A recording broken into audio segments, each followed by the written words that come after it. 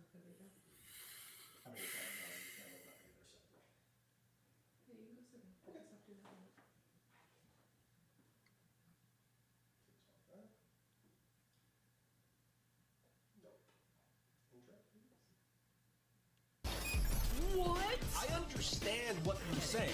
There it is. Let's hear it. Well, let's hear it. Talk to us. Beadle and Decker, taking on sports talk like no one else. Michelle Beadle, I'm just helping. I'm helping America one by one. Cody Decker, I 100% believe in revenge. Revenge is a great thing. Back to the sports. back and ready for more. Every time I tune them out, they pull me back in. It's Beadle and Decker. Here's Michelle and Cody. Hello, everyone. Troubleshooting, lots of issues left and right, but we figured it out, ladies and gentlemen. Welcome, welcome, welcome to Beadle and Decker, live here out of Los Angeles, California. And yes, this is not Michelle Beadle. It's someone way taller and with much longer hair, and the one and only Tanya Ray Fox. Tanya, how you doing? I'm doing really well. Me We're too. we're crushing it. Me too. Everything's going great. Yeah, there are no problems whatsoever. There's no problems Everything is here or in the world. I feel like, why wouldn't something go wrong? You know what I mean? Well, we as a nation have just simply never been better. As you know, Tanya, it's just the things that we're going to talk about today. Let's be real clear; they are things that are inherently both sports related. But today, I mean, we can't sit here and pretend that things are not getting absolutely more and more political, especially in the sports sphere. So we're definitely going to be talking about what's going on and the things that are haloing around the World Cup. Those of you that are looking to discuss certain things like, I don't know, ice raids or whatever, don't worry, that'll probably be mentioned today because it's impossible not to mention. Yeah, I would. I feel like if it's an everyday part of everyone's lives, then we're gonna be hitting on it. So It's it is kinda what hard it is. to ignore. Yeah. Listen, I got on Twitter last night, which is not something I like to brag about these days, but I got on Twitter last night and I even said out loud, I can't stand this. I don't even think I care about sports at the moment, Yeah. which is driving me absolutely insane. I feel. I mean, I told you, the Patriots are going to the Super Bowl, and I've never felt like a more muted experience than because I was like, oh, that's amazing. Now it's back to like threads where I'm like making sure that nobody else has died in the last 2 hours. Yeah. Like, yeah. you know. Oh, and by the way, yes, Chad is very happy. Glad to see Cody and Shane pulled it out, didn't quit, didn't curl up in the fetal position and piss themselves. Love it. Thank you, Chad. We did not do those things, but listen, still some technical difficulties. For instance, right now, Tanya doesn't have her screen monitor ready to go, and I got to go turn that on, so I will awkwardly walk over there in just a moment to get that wonderful thing done. But why don't we just go ahead and start with the obvious. Congratulations to you. Thank you. You and I have discussed it a little bit, not as much as we probably should, but Yeah. congratulations. Welcome back. Well, to we the didn't. show. I mean, we didn't discuss it a ton because you were angry at O'Brien's. You were Yes. just sort of seething at O'Brien's when it all happened. So I said, I'm going to let him seethe a little bit, and we'll go from there. I want to make this abundantly clear. I'm not mad that your Patriots are I'm in not. the Super Bowl. I'm not even that It's mad. not that I'm mad that your Patriots are in the Super Bowl. I'm mad that we don't get to have nice things Yeah. because of things like your Patriots. I'm as a. Can you please turn that down? So at the please put your headphones on. We can hear. Oh my gosh, that's so funny. It's just the issue is I'm a Raider fan. I'm a diehard Raider fan. This is a team that should be getting first picks over and over and over again, and sometimes they do, and they squander them over and over and over again. We go ahead and get a new head coach basically once a year. It's a wonderful tradition Yeah. that we have. Yeah. You guys like to try it out every year, something fresh, something new. You have a guy for 25 years, and then after the 25 years, you bring in one guy for about a year and a half, and then you bring in Vrabel, and you're back in the fucking Super Bowl. It's maddening. Yeah, I think so. There is an aspect of it that I think that everybody has overlooked, that is understandably overlooked, which is that not only did they go get their head coach, who is Mike Vrabel, was a part of the dynasty. So we're talking about somebody with the pedigree, somebody who had a pre-existing relationship with the Crafts and like has that good relationship with ownership, the trust of ownership. But then he brought in Josh McDaniels, who is the most experienced offensive coordinator. Bad head coach. Just want to point that out. What was that? Bad head coach. Bad head coach. Just want to point out the two experiences. One I had to live through, I'm getting so paid sorry by about that. And I agree that it went so poorly. But unfortunately, he is an excellent offensive coordinator, and so even though it's like, okay, this isn't the dynasty anymore. It's not Tom Brady. It's not Bill Belichick. It's not all of these. It's the ties to it are so strong with all of the freshness of a new GM, with all the freshness of obviously Drake May and a new roster and everything. But the culture, they basically just did a 2.0. They were like, hey, we're going to have just enough of the ties to what was great about the Patriots in their first dynasty. And then, then it kind of moved to the second one. And now that's what, and so I feel like we were all like, oh my God, it's a whole new thing. But in reality, it's Josh McDaniels has coached in so many Super Bowls with this team. We're not actually that far removed from what made them successful before. And that was a bit of a cheat code, I think. I think they had a cheat code built in. Question about Drake May. Is this like, I hate to use this phrase because obviously this guy's going to be second in, if not first for the MVP. Right? Yeah, it feels like it's going to be second at this point. Yeah. Second, but is there a semblance that this is a flash in the pan, or is this just linked him with the right guys at the right time that's really kind of shot him to the stratosphere? Because I feel like at the beginning of the year, no one was on Drake May. I mean, we thought he was a good quarterback. Yeah. But MVP style quarterback, that didn't cross my mind even once. It definitely didn't cross my mind last Saturday, but I'll give him the benefit of the doubt on that one on the snow games. Snow games are, but to be quite honest, everybody said they saw what he was capable of rookie year. Wow, this guy looks like he's got raw talent, whatever else. And I think everybody thought that we're going to see a next level, just like we have with Josh Allen and some of these other guys in their second year. We're going to end up having, we'll see improvements, but we'll see, there'll be more that he has to work on. New head coach, they're bringing in everything new. And so they'll be like 500, maybe a little bit above 500. And instead he had something that was like a little bit more approximate to Lamar Jackson's second year, which is like, oh, you're one of the best quarterbacks in the league. Mm-hmm. We were not prepared for that. I was not remotely prepared. And I was not either. I genuinely, you don't usually expect a leap like that. But the crazy part is that Caleb Williams made a pretty massive leap this year too. And so there is something to, I think, these quarterbacks who have landed with really great coaching. I think we would have seen excellent stuff from Jaden Daniels if he hadn't been hurt this year. I don't think Drake May is Drake May if he's drafted by the Browns. Mm-hmm. So it's not just a Drake May thing. Like we see raw talent all the time. We see efficiency. His efficiency is so much because of Josh McDaniels and the scheming. Like everybody's like, wow, the 70 whatever percent completion percentage. Mac Jones did the same thing in his rookie year. They went to the playoffs with Mac Jones. By the way, I'm going to have a question. Remind me, I want to question you about Mac Jones a little bit in a second here. Okay. I feel like Mac Jones has earned himself a chance for an opportunity this next year. You don't think so? I hate Mac Jones. Why do you hate Mac Jones? I mean, he's just... So the thing about Mac Jones is kind of what I was alluding to is like, with him, he was completely schemed up by Josh McDaniels. That was an entirely schemed up, and that's what Kyle Shanahan does. Right? So these are fully schemed into efficiency. What we saw from Drake is that he has all of the things that Mac didn't, which is the ability to, on the fly. First of all, he can run the ball.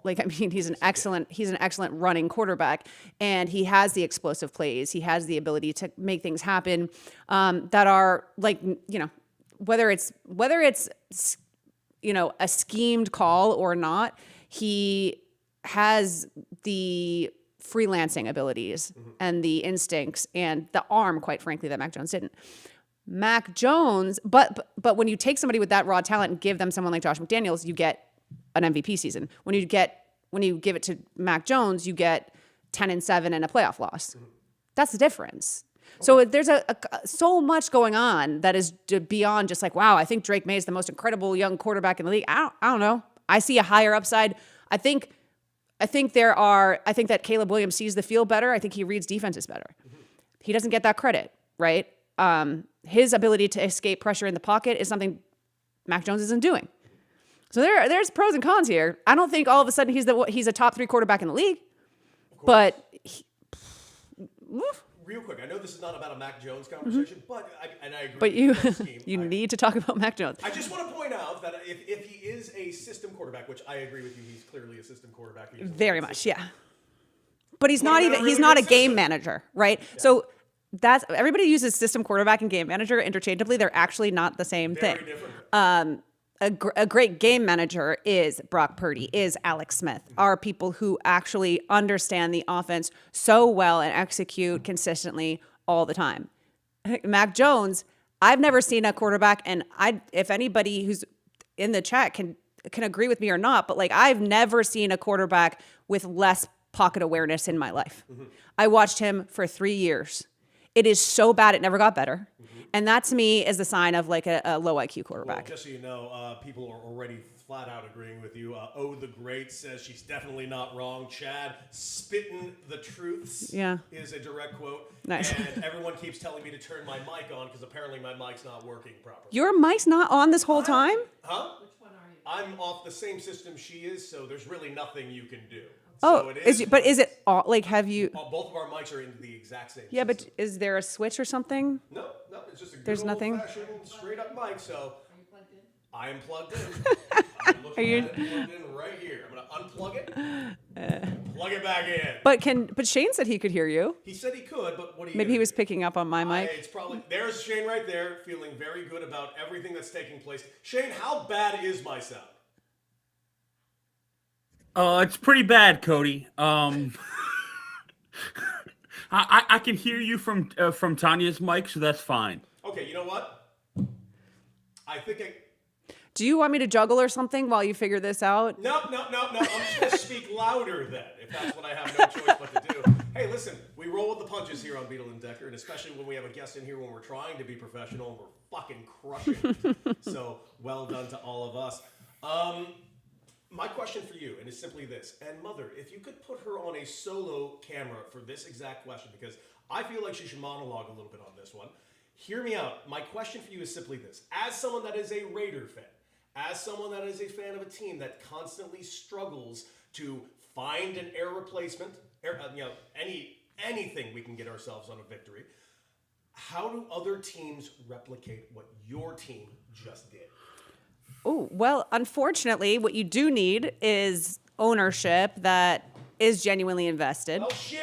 And so that's already going to be a problem. Is ownership off the top is always going to be an issue regardless of whether or not you like them or not. It's how committed they are to actually utilizing the resources that they have available to them, which is free agency, which is the draft process and all that stuff, but also being aggressive when you have the money and a low salary quarterback. So a lot of the times that you see this stuff work out, the reason that the Chiefs were able to get things going was because they had a young quarterback on a rookie contract. Yes, they get paid. They get paid soon. They get paid a lot, but you win when they're young and on that cheap contract. So if you're the Raiders, let's say, what you really want is for Fernando Mendoza to be a hit, and then I would imagine you want Tom Brady in someone's ear saying, now that we have the young quarterback on a rookie contract, this is how we're going to like build around him and get the pieces in here to play around him. That is easier said than done. And you also need a GM who knows what they're doing. You need to make sure that you're actually drafting the right people. So at the end of the day, I don't have hope for the Raiders because you get the amazing quarterback, get him on a young contract, you develop him, but that takes patience. It takes time, especially when you don't have the pedigree. And I don't know if you've noticed, but the Raiders owner is a goofball. Oh, you think? Mm-hmm. You think that Mark Davis might not be the best owner in sports? That's why I was hoping Tom Brady would maybe have a little bit more input. Just as I know he's not operations, I know he's not day to day, and I know that he actually doesn't. But I'm like, well, that's such a disappointment to me because that you have somebody who actually has seen an organization run at the highest level an organization could be run. And it feels very much like he's just a sort of like, he comes in and gives a little rah-rah speech, and then he's like, operations, day-to-day, that's all that. And that's fine. He's got a very small portion of the team, but like, damn, you guys got nobody in there with a winning mindset or a winning culture, and you have somebody adjacent to the team, but I don't think he could do it because he works for Fox Sports. He works for Fox Sports. He can't be in any... Listen, the Tom Brady of it all is something that I have not really come to grips with yet, exactly what the hell this whole thing is to begin with, to be honest with you. It's a combination of, well... Everyone and their cousin told me last year he was all part of that whole Pete Carroll signing, which Pete Carroll brought in his guy. And you can't help but point the finger at Pete Carroll. He brought in his dudes. Mm-hmm. He fought for that that wonderful Chip Kelly to be the highest paid OC in the game. That was an awful decision. Awful. Yeah. He brought in Geno Smith. And by the way, the other night when I was watching the Seahawks, I was sitting there next to a Seahawk fan, and they were probably like, "You have Geno, you idiot." I'm like, wait. He gave you 10 wins a year for 3 years. Why am I the idiot? Yeah. And she's just like, well, because we knew what he was. I'm I like, mean, "Did that's you?" not necessarily that's Monday morning quarterbacking it. I mean, Geno Smith. Also, remember, Geno Smith isn't. For some reason, people act like he's like in the prime of his career. Geno Smith is old. Very old. So yes, eventually you put him on a bad team and he's going to fall off a cliff. But to act like that would you're some genius for going to get Sam Darnold. Okay, fine. I mean, I would have gone to get Sam Darnold if I was the Seahawks too. I wish the Raiders had done that. I think he's an excellent quarterback, but Sam Darnold on the Raiders wouldn't have been Sam Darnold. No, I don't know what he would have been Sam Darnold on the Raiders. He would have been. It would have been the Jets all over again, if not worse. So it's like that's. I hate when people do that. They're like, "Ha ha, stupid." It's like Geno Smith. His entire career was set back by bad franchises, and he finally later in his career gets an opportunity to prove what he was capable of his entire career on a good team. We're not knocking Geno Smith these days. No. Absolutely not. No, we're not. But I do have a question because back to the whole system quarterback thing. Yeah. It's just we had a friend of our show back in the old days named Colin Thompson. He was an ex tight end. He used to talk up specifically the system in Minnesota. And I know this last year was a bit of a disaster, but you can't deny the quarterbacks that have kind of run through there and had success as they left there. Sam Darnold being at the very top of the list. And you can make an argument for Daniel Jones. And this is what's bringing me back to the Mac Jones conversation. And I agree with you on Mac Jones. I do not believe Mac Jones is the end-all, be-all, or even close to it. But if he is a decent system quarterback and he was put in a system such as that Minnesota system, is that a place where you think he could be successful? No, because the two quarterbacks you just mentioned, both Sam Darnold and Daniel Jones, are just much better athletes. They just have much better raw talent. They always have. They did in college. They did on their respective teams in New York. Mac Jones was an Alabama quarterback who had incredible wide receivers and an incredible offensive line, and really never had the kind of he didn't have a spectacular arm. He was good. His thing was accuracy, and he was efficient. And he is not the athlete that they are. He does not have the physicality that they have. And so no, I don't see Mac Jones as anything other than a pretty good backup. I can see that. By the way, somebody asked a very poignant question. Jeets22, who is the better Raider QB, Geno or Jamarcus? The answer is yes. Oh, I mean, come on. It's Geno. It's Geno. Do we all remember that Pete Carroll is 97 years old. We have got to relax on Blake. But he's like a young 97. He is a young 97. He's like such a young he is the best. Hiring him was insane. Yes, that's not. You don't rebuild your culture with a 74-year-old head coach. I'm so sorry. I thought it was going to work. I know. Legitimately was excited. I understand, and I don't. And I think that at the very least, you had a head coach that you didn't hate. At least you can't hate Pete Carroll. He's nice. He's lovable. Yeah. Well, he gave me 2 fucking wins. Anyways, speaking of coaches, congratulations to Joe Brady, who is now the new head coach of the Buffalo Bills. Congratulations, more importantly, to Josh Allen, because he's the one that made the hire. Here's my issue with the Joe Brady hire. Is Joe Brady great? And I'm asking this question this way because he has seemingly failed upwards. And when I say failed upwards, he hasn't gotten these jobs because he's interviewed for the jobs. The people have been fired, and he has just replaced them by advancing within the organization. So he advanced to the OC after what's his name, psychopath with the glasses a couple years ago got fired. And then now he's advancing to head coach after all of this basically shit show. Is this guy really the guy, or is this more of a Josh Allen, you're basically the head coach, and this guy will do whatever you want? Yeah, I think it exposes the fact that there might have been some issues between McDermott and Josh Allen that we didn't realize, because this is just the same. If they were going to do this, you just stick with McDermott. Joe Brady he's not done anything with that offense that I feel is schematically impressive or different. I think the best improvements that they made with Josh Allen were under Brian Dable. Brian Dable leaves, and then we see Josh Allen has more experience. He started protecting himself a little bit more.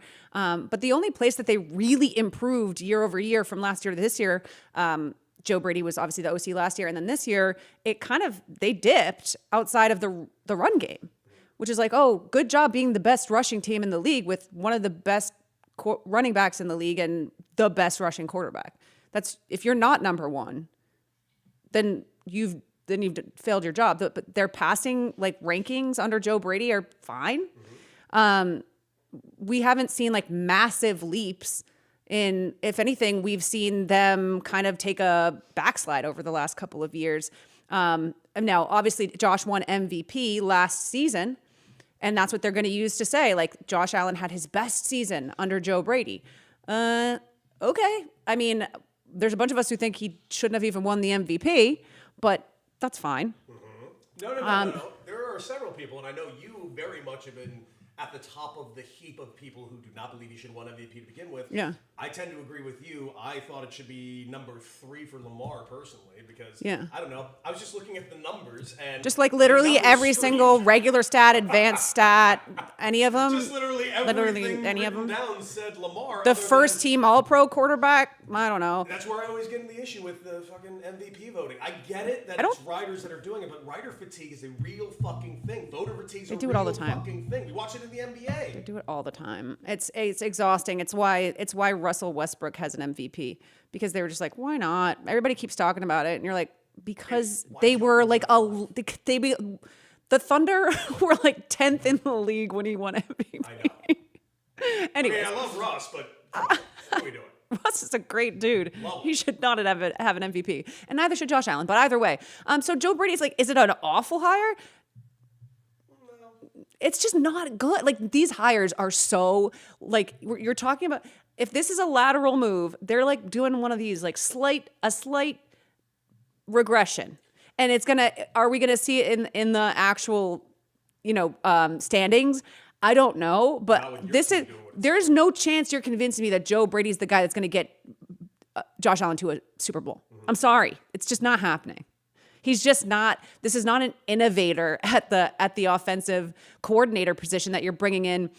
The best thing you can say for him is that he's familiar with the organization and the culture of the locker room and the franchise. But what culture? Your owner is awful. Your bad GM just got promoted. It's all bad. And you had 6 years to make it to a Super Bowl and run the AFC East, and you did nothing with it. And now it's over because there's not a single person alive who thinks that the Bills are going to be better than the Patriots next year.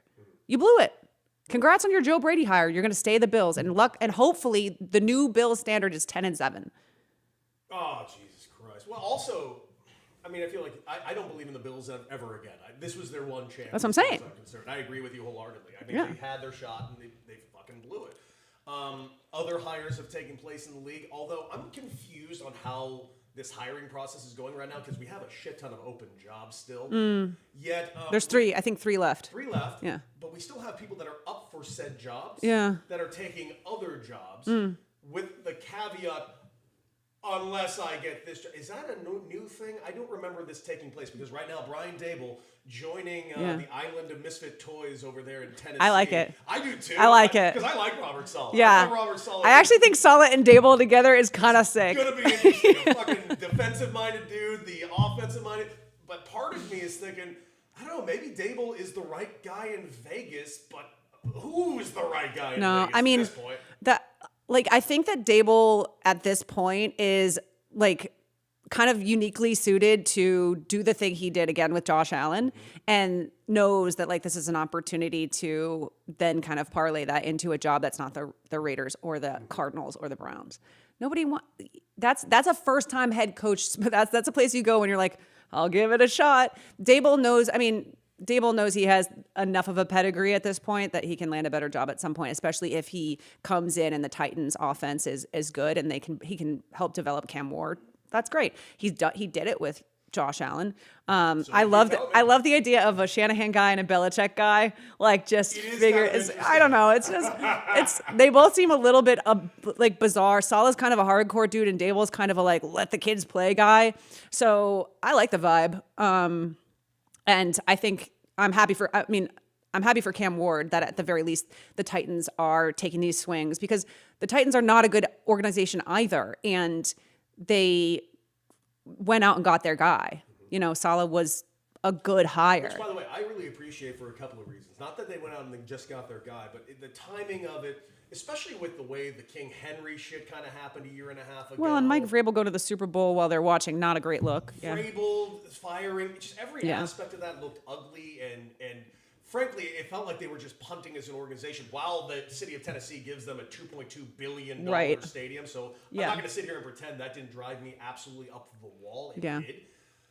But I mean, it seems like the timing of it, now that the stadium's getting closer to completion, you got a good offensive coordinator who has a pedigree, you got a head coach that everybody seemingly is more than willing to give a second chance to based on the shit show that he had to deal with, because look at everyone from that Jets run.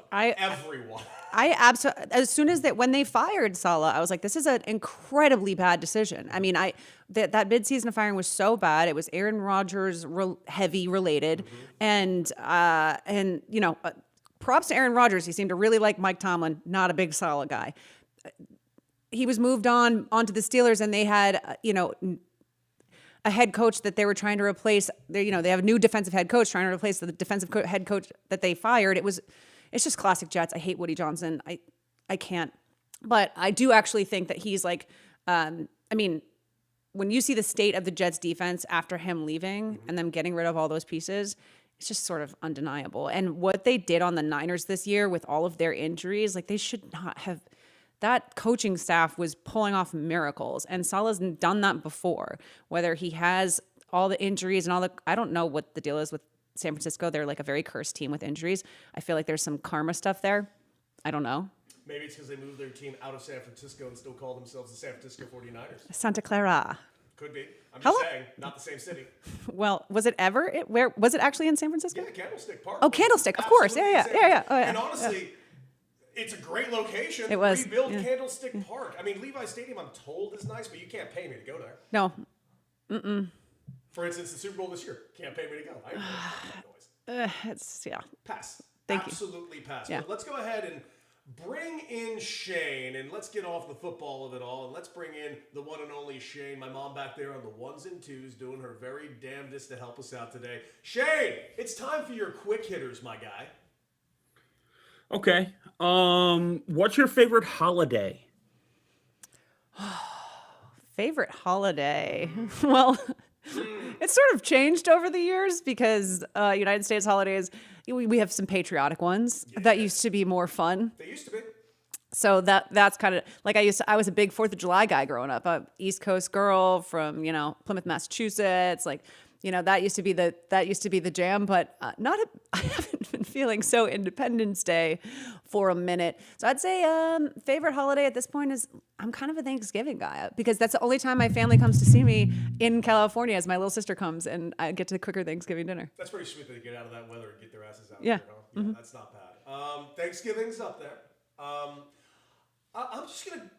I know this is kind of cheating because it's just an excuse to drink and none of us need that excuse to drink, but...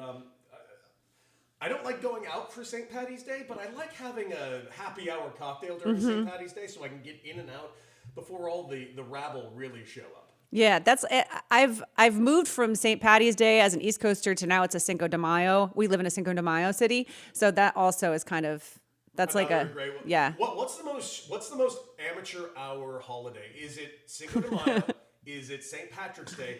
Or is it New Year's Eve? I mean, is there a fourth option? Because I'm saying Valentine's Day is on. Oh, that's not a holiday. Valentine's Day is amateur hour. That's a what are you day doing? where I get guilted Grow up. into shit. Grow up. What are you, 14? Fucking Peter Pan. Shane, what about you? I'm with you on St. Patty's Day, brother. Yeah, that's a Chicago answer. I love St. Patty's Day. That's a Chicago answer. And that was like pre-COVID. That was kind of the kickoff to COVID here in Chicago, like 2019, 2020, whenever COVID started. Yeah, it was like our send off. Yeah, it was our send off. I love St. Patty's Day. I love the real one, and then I love actually celebrating in Chicago, if that makes sense. Chicago is the most elite That's place for yeah. St. Patty's No, Day. that's the one. How do you feel about that being a Boston Yeah. person that Chicago is the St. Patty's spot? I mean, no one was ever going to give it to Boston. Like that's nobody gives Boston anything. We already have all of the attention That's right. all You the just time. take. We take That's it. a Boston thing. Fucking Boston thing. Massholes, real thing. Yeah. All right, next one. If you were to wake up anywhere tomorrow, where would you like to wake up? No question. North Shore of Oahu, right next to Turtle Bay. Unquestionably, 10 out of fucking 10 times. The weather's perfect. It's always perfect. And I am a sucker, and I mean this, I love a view, but what I like more than a view is waking up in the morning and hearing waves. It's the best. If you can hear It is the best. waves waking up in the morning, like there's nothing more peaceful and more satisfying. And if the weather just also happens to be fucking great at all times, it's just magic, man. Yeah. That's the Cabo experience when you stay at those hotels right on the water there, and it's literally like you sound like you're on a boat. Like it feels like you're on a boat. That's a great feeling. If I could wake up anywhere tomorrow, I don't know,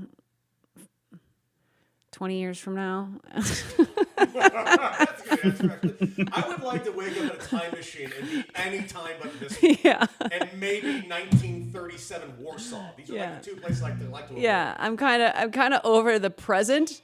So tomorrow feels a little close. I'm gonna say if I could wake up anywhere, it'd be 2040 something. Hey Shane, did you think you'd wake up like in 2026 and be like, you know what, 2020 might not have been that bad? No, I never thought that, but I would go back to global pandemic in a heartbeat over where I am right now. Please, that'd be great. Oh, okay. Another one.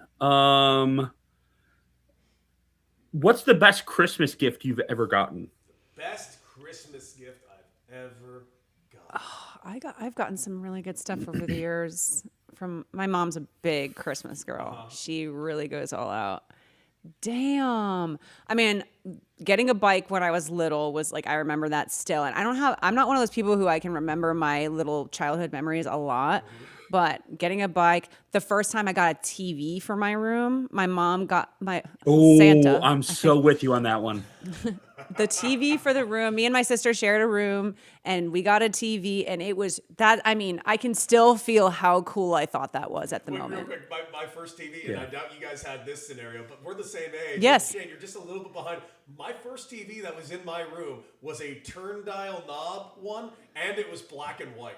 No I had way. a fucking black and Oh, white wow. television. No, you're not that old. I know I'm No, not that you old, got but an my old- dad thought I was for some reason. Your dad was like, "This is what he gave you the hand-me-down TV." Yeah, it was like this is your stepping stone into a much darker world. No, we had like the flat screen that was like the size of your like laptop screen over there. You know where.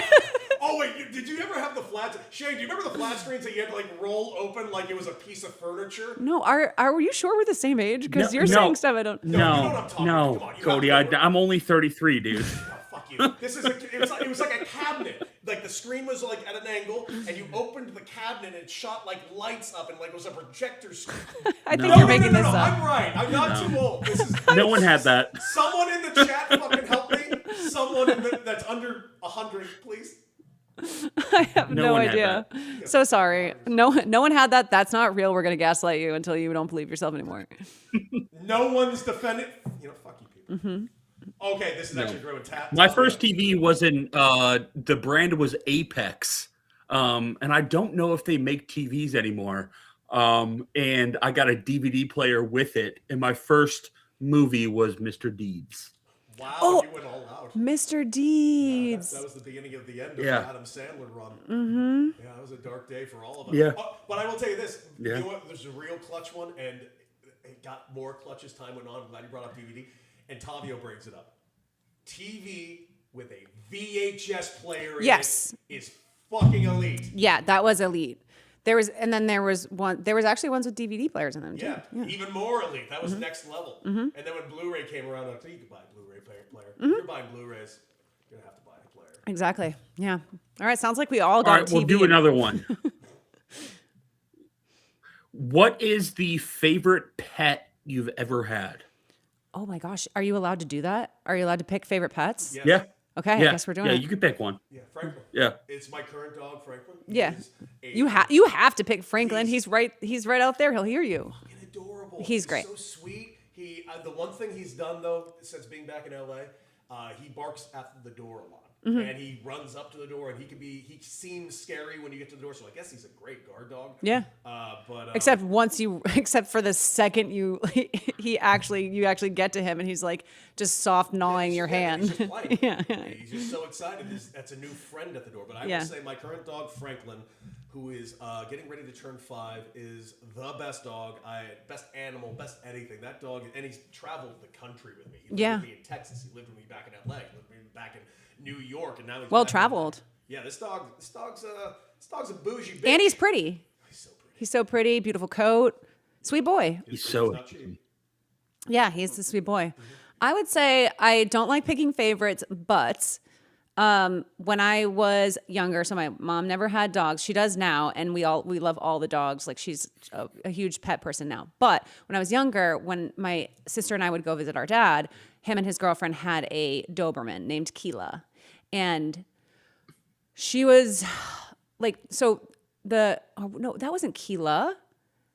Yes, it was. See, this is when I need Michaela to come. My sister, she's the one who always remembers the dog's names. Anyway, this Doberman would sit on the couch like a human, little paws up, whatever. So sweet. The best dog. Like just one of those, like you just felt like they were like might have been a human in their last life, but was a Doberman. So people were always a little bit like, oh my God. And so my sister and I, who had never had a dog, we thought like, why is everybody scared of the Doberman? Like, this is just a dog. We had no idea that people were scared of that kind of dog.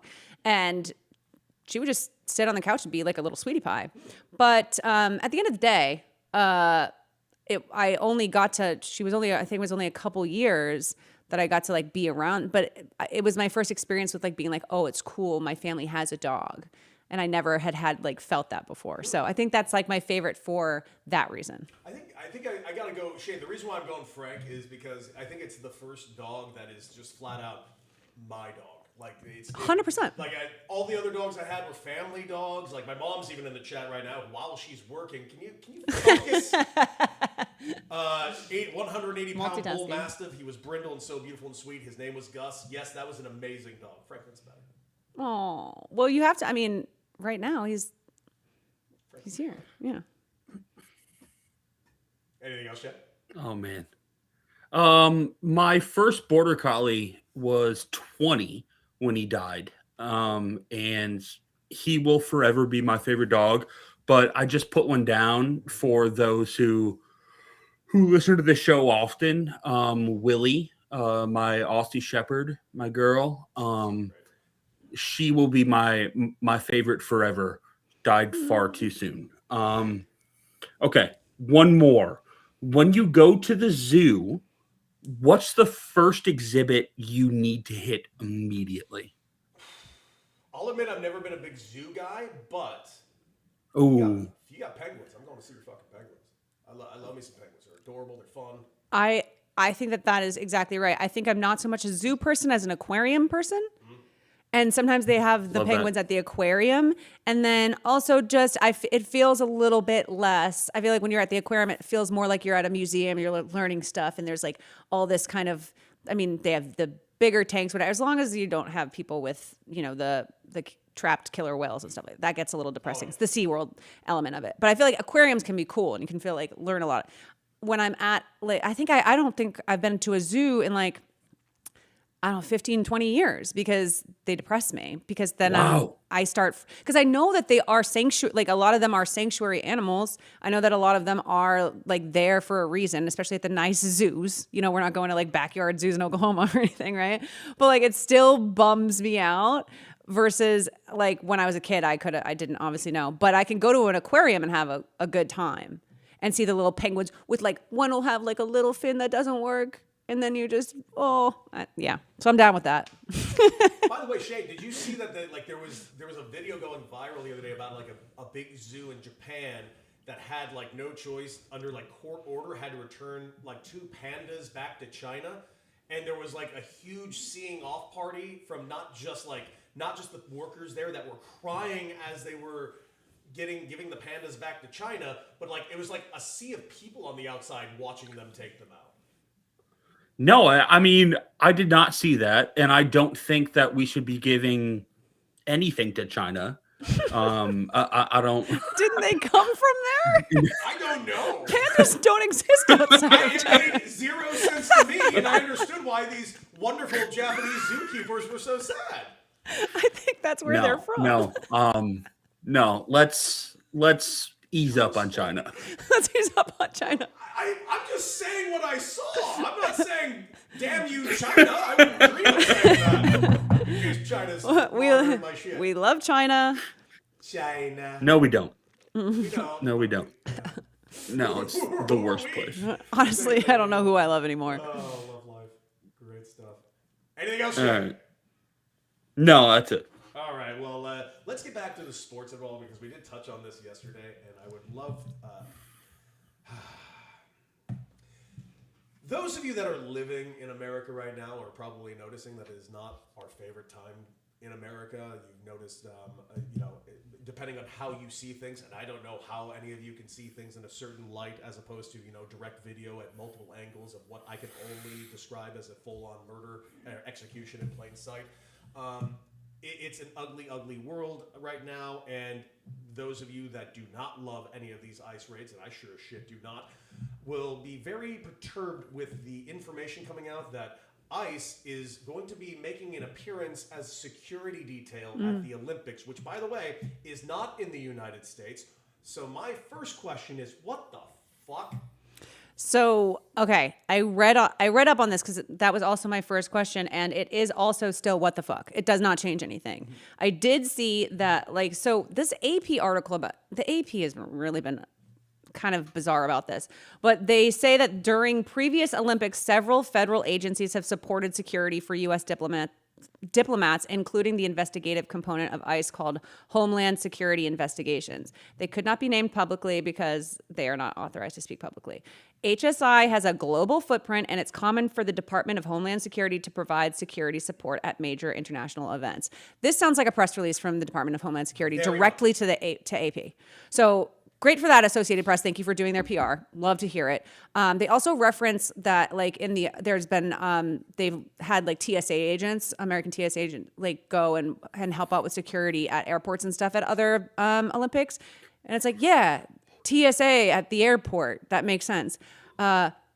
United States Immigrations and Customs, enforcement officers who are, by the way, also not even operating in that capacity anymore. They're actually just detaining American citizens constantly and murdering them. So the actual ICE as it exists right now, as it is constituted, is not even a version of that enforcement agency that it was prior. So to insinuate that in some way, shape, or form they are the most qualified security personnel from the United States to go and do something like this is absurd.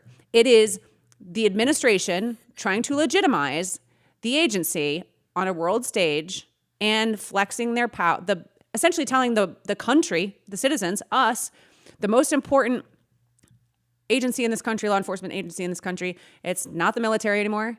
It is not IHS. It is not the police. It's not the state police. It's ICE. Yeah. They're who we want on the world stage. That's on purpose because it's the president's personal federal agency. So I'm just, as far as sometimes when we look at this, I want to look at it journalistically, and I'm reading through what people are saying, and I just feel like I want people who are watching us to understand that the stuff that you're reading from the Associated Press or from these other statements is propaganda fed to them directly from the administration. It is not normal to send ICE agents to Milan Cortina for the Olympics. Don't let them tell you that's normal. It's not normal. Not even close to normal. No. It's so much so that, and by the way, this is actually a really good point right here by Joanne in Arizona. Probably to police the athlete's speech. Actually, that is probably one of the functions. An intimidation tactic? Absolutely. Like we're pretending there aren't intimidation tactics left and right from these people.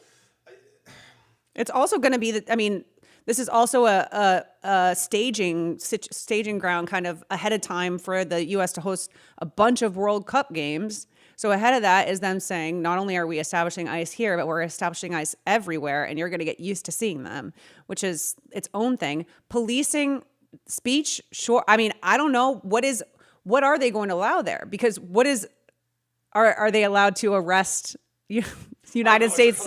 What are they going to stop them from doing? Are they going to arrest them in Milan because they said like abolish ICE on national television? Leave them there. You're not allowed back into the country. Also, you don't need ICE to stop to prevent them from getting on a plane. You could just cancel their passport. True. So it's frustrating. And then you mentioned the World Cup of it all. You know that they're going to be there for the World Cup. But here's my question with the ever looming, I don't know, potential boycotting of the World Cup, which, by the way, freely support. I think every country that wants to boycott this should boycott this. Michelle yesterday and I were talking about don't come here. Why would you go? If you're a Mexican fan, for instance, why in the hell would you even consider coming up here right now, considering the fact that each place is going to be filled with ICE that is just there to, I don't know, stand there as for nothing else other better to say than a Gestapo type of regime that is just going to sit there to try to, one, either intimidate you, or two, deport people who are visiting the country? Yeah, I mean that's the interesting part is like, are they actually going after visitors from? It feels like more than anything he's been using the World Cup as a way to sort of manipulate his international relationships with these countries. So he's been saying like, oh, Venezuela, you can't come, or whatever countries, like you can't come, or we're going to restrict it to such a degree that it's not worth it for you to come, or we're going to make it feel like it's dangerous for your players to come as a flex. I don't know about the fans, because at the end of the day, like I wouldn't want to be on all they're going to do is, even if you aren't deported out, you could end up in a facility. You could end up being disappeared because you don't have, there are no rules. They're disappearing American citizens. So it's not like Donald Trump is not afraid of letting his ICE agents take a Mexican national and put them in a detention center. He does not care. So I do worry about people coming into this country. I worry about people who are already here. I worry about quite literally anybody who comes in contact with any of these agents. And realistically, like the spirit of the World Cup is already compromised by having to come to this country that has made it very clear that they have no respect for anybody outside of white Americans. So white conservative, Christian, evangelical Americans. Yeah, specifically them. You know, the largest portion of our country. It's very frustrating to watch. It's frankly, there's no other way to say it. It's nauseating. And the reason why we're getting into it, because this is so inherently tied to sports now. And this is what's driven me nuts for the last several years. And it's been that crowd. It's been that hard right crowd. Like, God forbid the NFL. And by the way, don't even get me started on the NFL with their paper writings on the wall. Will end racism, all that shit, whatever. But the amount of people that got truly backwards about it is like, oh my God, look at the NFL getting woke. Saying end racism is fucking woke? Like, Jesus Christ, if you use the word woke, slap yourself in the face. I'll give you a second. It's very frustrating to watch the same people that try to say, I don't want politics into my thing, were the same people saying, well, you can't take my guns away, until, of course, somebody who is armed and disarmed is then killed in the streets. Well, he shouldn't have been armed. Well, then make up your fucking mind. Yeah. At the end of the day, there isn't really a standard. It's anybody who's the other, whatever they do, they deserve it. And whenever it happens to us, we didn't deserve it, and it's all because of the, whatever minority they claim to blame it on, whatever other. And at the end of the day, I'm never surprised by the hypocrisy. There was not a moment in time where I thought the conservative right was going to defend Alex Preddy's ability to carry a concealed legal handgun. I knew from the moment it happened that they were going to blame him because I've been watching them do it for since cell phone footage existed. They've been doing it to Black Americans on camera. Like they did this to Philando Castile. They did it. All they needed was a white guy who was defending Black and brown bodies in order to do it to white men too. So it's never going, that did not surprise me at all. The Second Amendment has always only actually applied to people who look like you but vote like them. Yeah, so like Kyle Rittenhouse's of the world, Yep. that's perfectly fine. No problem. But this guy is apparently a villain, and trust me, Stephen Miller, I cannot wait for you to be in prison. It's going to be fantastic when you're thrown in prison. But then just getting back to the sports of it all, and this is where it just keeps bothering the living hell out of me, because watching sports get taken over by political regimes. And I'll start with something that's actually grossed me out. I'll get away from America for a second. Let's talk about something like the WWE. And it's filtering into so many things because the WWE, not unlike the NBA, not unlike the NFL, not unlike Major League Baseball, has like 9 television contracts all throughout the world. They got this NBC deal. They have a little thing with ESPN. And now I got to turn on ESPN and hear Guarini go like, well, make sure you watch the Royal Rumble in Riyadh. No, fuck you. Why are you trying to Why is ESPN getting in bed with the sports washing that we've been watching take place, while we're also sports washing in the exact opposite direction? I mean, you know the answer to that question. Money. Rhetorical. I mean, that's part of the problem with the monopolization of the media too, is that now all of these networks, all of these studios and all of these, it's all owned by like 3 to 4 different people at this point. Remember when we used to fight back against monopolies, and now we seemingly welcome them with open arms? That is. I don't understand how I will never understand how it is. I think it's the onslaught all at once of the amount of laws they've just completely undermined, stopped. I mean, I know this stuff is getting challenged in courts, and there are wins that are happening against what the Trump administration is doing, both in media and elsewhere. But it's all too much to keep up with, and it is like piling up. It's an onslaught and that's what they count on, is how many things can be. Some of these things are going to slip through the cracks, and we'll get away with them, and we'll just keep fighting on the other fronts. And the monopolization of media and what it's done to the media landscape is something that we currently have a very difficult time dealing with, because it seems like there are such bigger pressing matters right in front of us, like the actual immediacy of human lives. But at the same time, the loss of journalism, the loss of real media, the fact that I just had to read an Associated Press article to you that I know is state propaganda, and then explain it so that we're in trouble. And that's what they were hoping for. Yeah, and it's just the way social media has kind of warped us in a way, because the way facts have been delivered to us have now gone directly to our hands, directly into our brains via social media. And when you have 2 of the 3 richest men currently living owning 2/3 of that, and now TikTok is seemingly been commandeered by another one of said billionaires that are just as much in the pocket. It's frustrating because it's giving us no chance to really understand what is true, what is real, and it's dipped into sports in such a way that it's borderline grotesque. Yeah. Yeah, I mean, there's been a lot of times where I've sat back and thought, like, how long. My whole thing has been like, I love sports. I love football. I've covered the NFL my whole adult life, and I know it's going to exist. So I've always had this idea of like, well, would I rather have nobody saying the kinds of things that I'm saying in the spaces, in the NFL spaces where I have credibility, or should I be somebody who loves the sport, who loves the idea of like holding it accountable so that I can be better? Because I absolutely feel like these are athletes who have trained their entire lives. These are people who have worked their whole lives to be professional athletes who love the game of football. And I think that there's something beautiful in being a sports fan. I think there's something beautiful in watching these stories unfold. And also the cognitive dissonance of how the leagues are run, how athletes are treated, how fans are treated, how fans are priced out of enjoying the sports and enjoying the games live. Nobody can afford to go to the Super Bowl. People can barely afford to go to the Stanley Cup these days.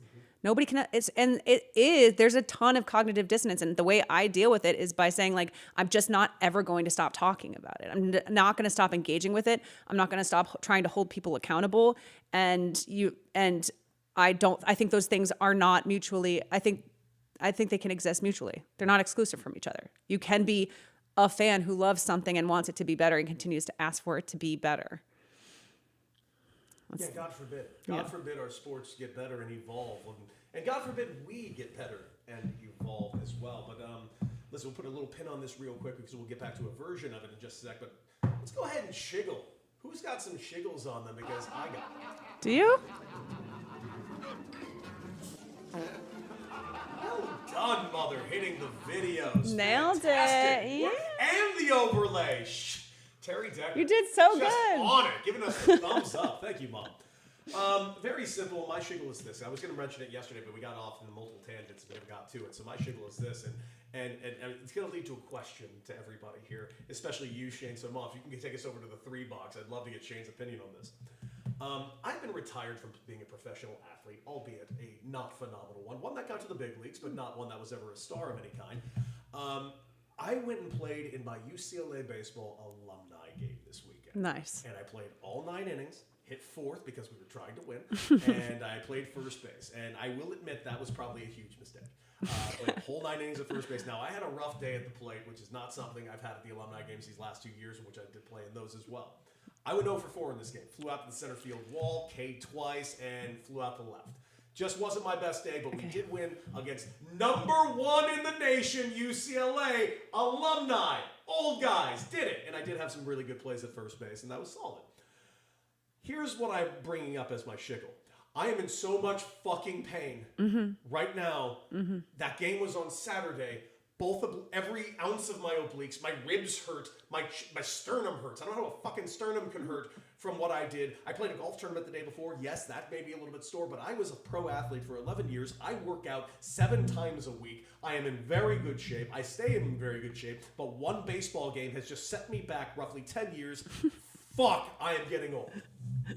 The way you describe your body feeling after playing baseball is how I've felt every day of my life when I've played baseball. Like if I've ever even played like wiffle ball, that's how I feel. So clearly there is no way to work out and replicate the what you're doing to your body when you're playing baseball, which is a testament to the athleticism of the athletes. So I like that part of it. So what you're trying to say is a roundabout way of me being in so much pain is proof that baseball players are supreme athletes? Yeah, because if you're working out all the time and you're doing as much as you possibly can and you can't prepare yourself for it, then there you go. I mean, I am a better athlete than fucking everyone because I survived. I'm just happy I didn't get hurt. There was a part of me that was really worried I was going to get hurt. No, that I'm always even when I'm on the incline on a treadmill, I'm like, you got to feel out the knees, feel out the ankles. Anytime I feel anything starting to pull, I'm like off, out, bye. I'm not trying to like tear an ACL or pull something walking on a treadmill. And you can feel, when it's coming. You're like, my age is showing up. I need to take it down from 12 to 8 here. What are the things that are really showing? Because like, I'll admit, the things that are showing my age physically, well, not showing, but feeling my age physically, it's the obvious one. I cannot drink the way I used to drink. I used to be able to go all night and day and then go play 9 innings and play a pretty damn good 9 innings and then go all day and night again until 2:30 in the morning. I can't go anywhere near that. I love whiskey so much, I can barely drink whiskey because I get a headache halfway through my first glass. Really? I love tequila so much, but I can't drink too much tequila because I will also get said headache after a couple of glasses. So now I've switched over to wine. And I do love me some Sauvignon Blanc, but even that is starting to give me some mild headaches as the night goes forward. This baseball game was such a damning example of that I'm getting old because one 9-inning game has shut. I didn't go to the gym for 3 days. Yeah. I stayed in bed on Sunday until fucking noon. I'm in pain right fucking now. Yeah. I'm sorry to hear that. That might have been your last alumni game. No, I'm playing next year. I'm going to be 40 next year. I want next year to be my last hurrah. Okay, you're going to do it at 40. I can't go out 0 for 4. That's fair. I do feel like you're pushing luck, and so we're going to have to do some sort of ritual ahead of that so that you don't, I won't say it. I don't want you to get hurt. I don't want me to get hurt either. Yeah. Which, by the way, my teammate Dustin Quist, we were together at UCLA for 4 years. Fun fact about Dustin Quist: Dustin Quist was Trevor Bauer's roommate on the road his freshman year. And the reason they picked Dustin Quist was simply this: they told him, "Please fix this little asshole." That did not work. It didn't work. So basically, this is all Dustin's fault. We are not blaming anyone for Trevor Bauer. No, it was not Dustin's fault. He did everything he could. Team Dustin. Oh God, I hate Trevor Bauer so much. But he did. He went for a foul ball, and he wasn't even running for it. He started slowing down, and he went down non-contact injury. He was limping off the field. I was really worried about him. Yeah, and he's not. But what's the story? I should text him and find out if there's any tears. Yeah. He went down and was limping around like there might have been a mild meniscus tear. No. See, this is what I'm saying. You're tempting fate. I'm not tempting. You got out of it alive. Relatively unscathed. Like, I mean, all of your injuries are internal and muscular. Maybe a little bit of maybe some sore joints and ligaments, but that's the best you could ask for. I mean, I don't know.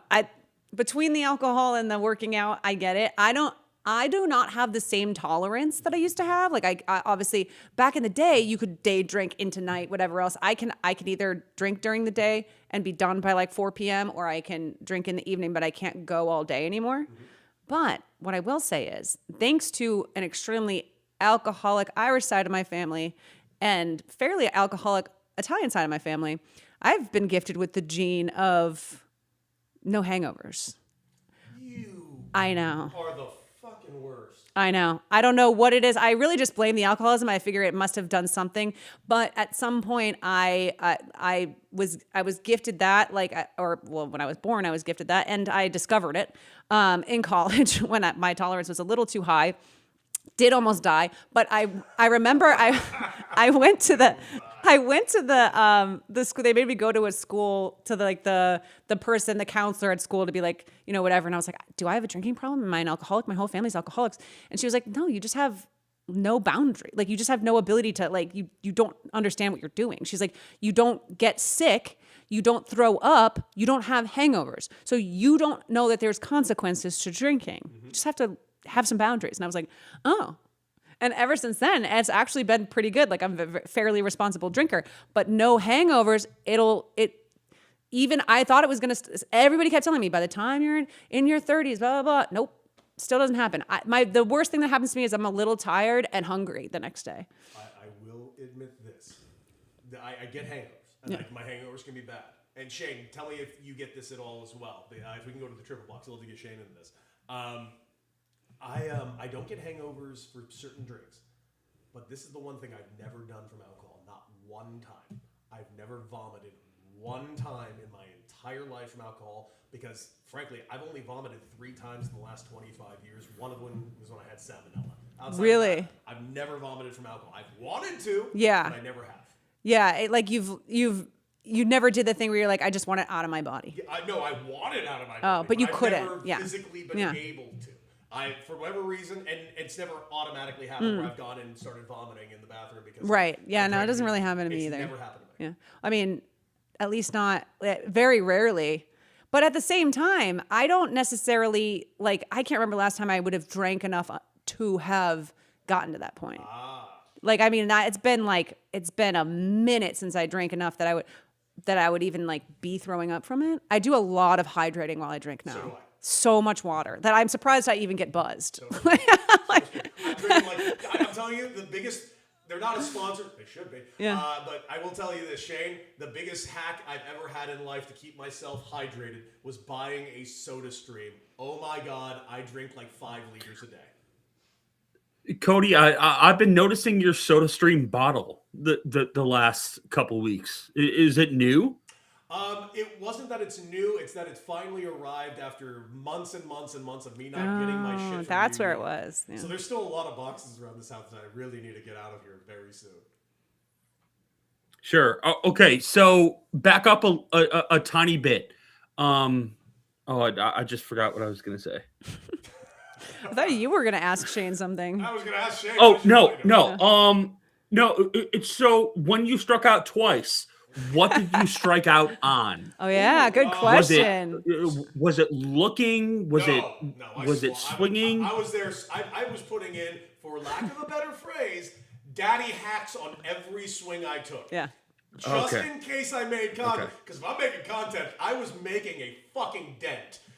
I just missed a couple of times, and let's just say I took enormous swings and misses. One was on a guy got me on a fastball outside that out of his hand. It was more of a cutter. It looked like a slider out of his hand. It just kind of backed up on me. And the other got me on fastball, a cutter up in the zone. And I will tell you this, the best way to strike me out, cutter up in the zone. Ask Kenley Jansen, 0 for 8. You can't strike out on a fastball. You can't. I was not late. You can't strike out on a fastball. It had a little cut to it. It's cutter. It's different. It's different. I've never struck out on that No, pitch. it's not. I've never once struck out on that pitch. Of course you haven't. One single time. Because you're. I can't say I was a good pro baseball player. I've literally never taken I've never played baseball in my life. Hard. It seems incredibly difficult. It's really hard. And they were throwing their. By the way, they were throwing their dudes. Can you please explain to me, actually, while we're here and I have ADHD, why they've just gone away from knuckleball pitchers? What happened to knuckleballs? Because they're very hard to throw. Yeah, I realize that, but there was always at least one in the league. I've been trying to throw a knuckleball for 39 years. I think out of the thousands of attempts, I've successfully thrown 3 knuckleballs. Right, but It's so someone's got to. Why there used to be at least one 4 or happening. 5 in the league every year. Remember Tom Candiotti pitched until he was 90. Charlie Huff. We don't have any. Pitched last week. No 50-year-old knuckleballers. It gives you an opportunity. Wilbur Wood pitched till he was 46, I want to say. You can throw they're a out there. pitch that's 48 miles per hour and impossible to hit. I'll tell you what, it probably is one of the reasons that knuckleballers don't throw anymore. I would say the most recent famous one was R.A. Dickey. He threw a knuckleball around 85 miles per hour, which is not a normal knuckleball. No, that's even a little. Yeah. There is the way the game is kind of made now that you have to hold runners on, and if you're throwing a pitch in the 60s, frankly, every base runner is going to be stealing bags nonstop because a leg time, which is when you first lift up your foot to the ball hitting the plate, the ball needs to get there by 1.2 seconds. Are you kidding me? That that is insane. That you're like the ball, if it's going not like it needs to go 15 miles an hour faster to hold a runner, is what you're saying? Partially. I know this sounds insane, but if you're... I believe you. I'm not, but that's crazy. It's called a leg time. So you always hear the term pop time from a catcher. Yeah. That's where the ball hits his glove, the ball hits the glove at second base. A good pop time is anywhere low 2 seconds or preferably like 1.8 seconds, 1.9 seconds. If you were somehow a 1.7, 1.6 second guy, like you're a superhuman. But the leg time is actually, that's why I always hated runners stealing bases being a catcher's stat. It is not a catcher's stat. It is a pitcher's stat. Because the pitcher is the one that needs to hold the runner on. And if that pitcher has a leg time, which means his foot lifts off the ground to when the ball hits the catcher's glove, is anywhere between 1.3 to 2 seconds, the catcher has no shot in hell of throwing out that guy. And so an old-fashioned knuckleball, I don't know how that could Dudes are too fast now. They're just too fast. Yeah, and plus the game is just so built around speed. I bet if there was the best knuckleballer who ever lived that was out there in the world right now, there's not a single scout that could ever turn him in to the organization and that scout not get fired. Damn. Just so the Tim knuckleball is Wakefield. dead. Tim Wakefield. It's Tim Wakefield. Yeah, he was amazing. Yeah, he was the best. And R.I.P. We miss him. Absolutely. Oh, man. Yes. No, I'm sad about Tim Wakefield all over again. I did it to myself. I brought up the knuckleball, made myself sad. But I learned something today. Yeah, I don't agree The hell, with this, Tanya? by the way. I just want to say what it probably is. I think knuckleballers should absolutely be a part of the game. Knuckleballs are, and by the way, just fun fact, fucking impossible to hit. Well, that was the whole thing, was that it was worth it for the Red Sox to have a catcher specifically just for Tim Wakefield because he was so hard to hit. Like that is, Oh, no, it's not just hard to hit. So especially towards the end of my career, I was doing a lot of catching, right? And I'll never forget it. I was playing with the Mets organization. They signed this guy who was a knuckleballer, and I went to catch him one time. I was playing catch with him, and he threw a knuckleball while we're standing and playing catch. And the knuckleball does this. It's moving around like that, and then it drops off the table. It's actually wild to watch. It is insane. And I honestly think television doesn't do it the justice that it really is. He threw me the ball. I put my glove up to catch it. The ball just moved away from my glove and hit me in the chest. And I just sit there for a second, turned around, looked at the other catcher, threw him the glove. I'm like, you got it. Never fucking doing this again. Awful. I mean, you don't feel bad. Jason Varitek couldn't catch him either. It was so many He's like the greatest catcher in the the last dirt. 40 years. In the dirt, just losing it. It was atrocious. So you're in good company. All right. Well, Shane, you got anything you want to shiggle on, or should we go ahead over to reflections? No, go ahead. All right, let's reflect, people. Should we play the video or should we do video overlay? What is mom doing? What is mom doing? She's doing so. Hey! Oh, very well done. Oh, reflection. Amazing. There's nothing the woman can't do. She's crushing it. She really is. My reflection is simply this. I feel like the world is as dark as it's ever been in my lifetime. I was talking with somebody about it literally last night. We were kind of comparing this to what it was like for us in high school going, we were living through the Iraq War and we were living through a different type of media landscape. And I remember we used to bitch and complain about Fox News back in 2002 as if I can't believe this propaganda machine. I would give anything for that 2002 propaganda machine to be back, because I didn't inherently think the things we were doing were just absolutely evil. I just disagreed thoroughly with them, and I'm always against the loss of life. This is just something else. It's not that it's evil. It's that it's intentionally cruel. And that the intentional cruelness has weaseled its way into sports. And now we have sports pundits that are going out of their way to justify it. We have other sports pundits. I mentioned the Bouchard thing yesterday, which I thought was the most nauseating thing I ever read. Somehow equating this to the right defending murder to the left defending trans people. And if that's where your mind is going, I don't know what's Wait, wrong. hold on. Who said that? Oh, Bouchard from FS1. It's the most Chris insane, Broussard. yeah, the most insane thing I've ever seen. Most On, insane thing I've on ever First Things First? No, he decided to tweet this out. And Okay. On Twitter. I had to respond to him saying, for fuck's sake, you got to be kidding me. And I don't know how that escaped me, but that's really bad. Yeah, Okay. it's awful. I don't understand a universe where you can say murder's bad, but also trans people.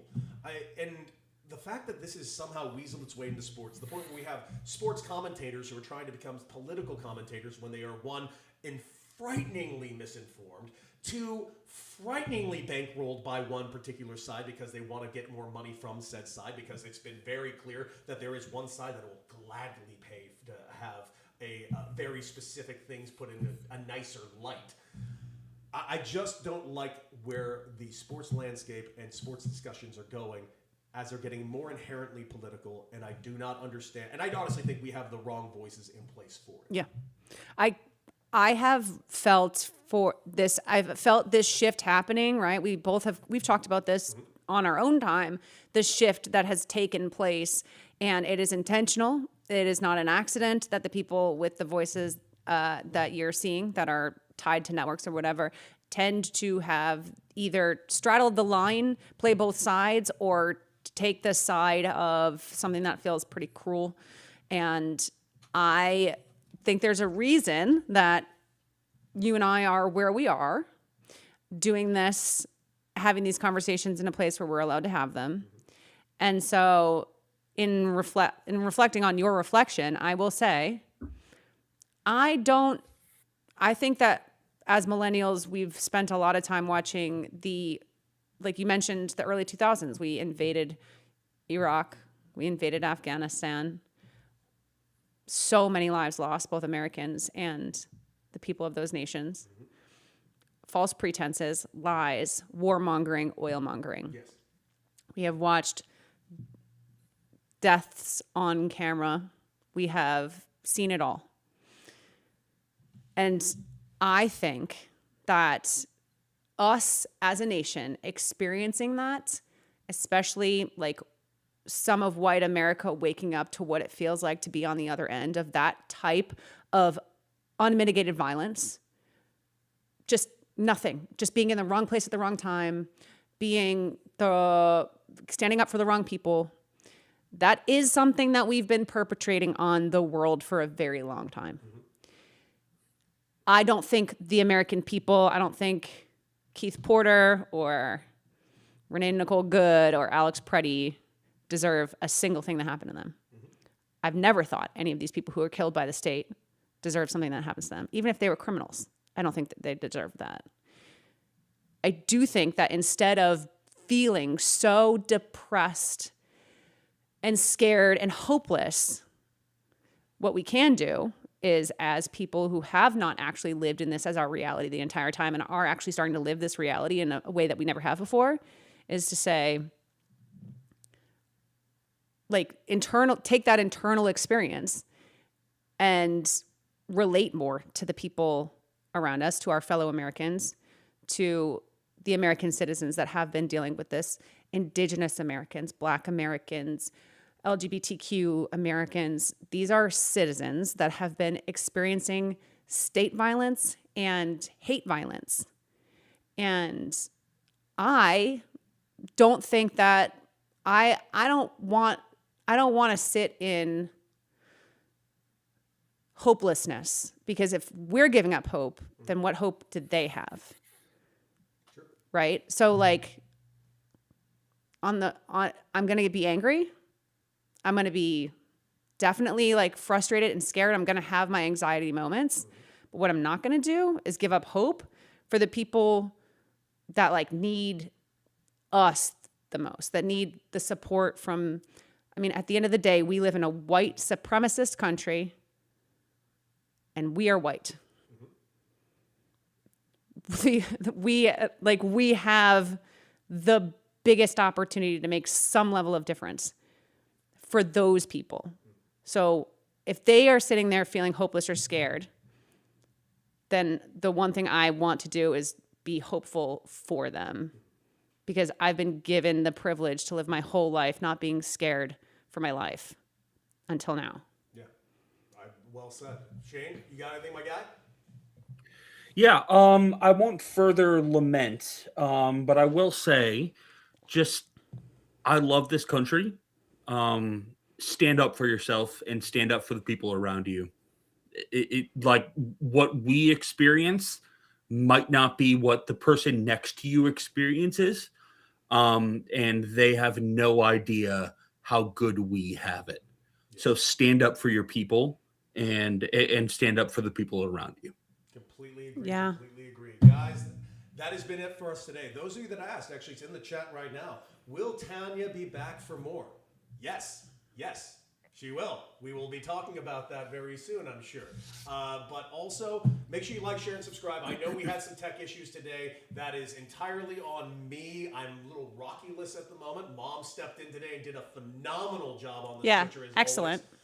Make sure you like, share, and subscribe. I'll make sure my mics are working very properly. We'll be back live tomorrow. Michelle will be back on Thursday, of course. But on Wednesday, we got the one and only Keith Irizarry joining us. It'll be a blast. He just look him up. He's everywhere. MLB Network, NHL Network, NBA Network, CBS Sports.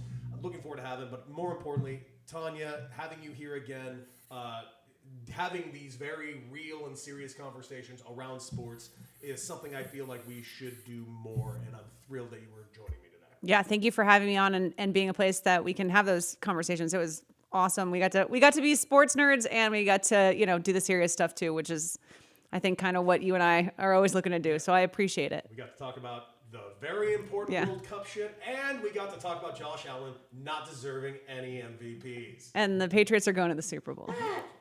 And by the way, some people in the chat, not thrilled you're a Patriot fan, but they love you so much they're willing to ignore it. I promise you I'm a fair Patriot fan. I promise you. You'll find out. I'm not. I've said this. I'm annoying adjacent. I'm insufferable adjacent. Can you please show people your left shoulder? Yes, insufferable adjacent. Yeah. All right, that's it for us. We'll be back tomorrow. We will make sure all these tech things are taken care of, and we will be live at noon. And Tanya, thank you again, as always. Like, share, and subscribe. Be on the lookout for some videos later. That's it for us. Beat it. Have a safe one. And R.I.P. Estelle Getty.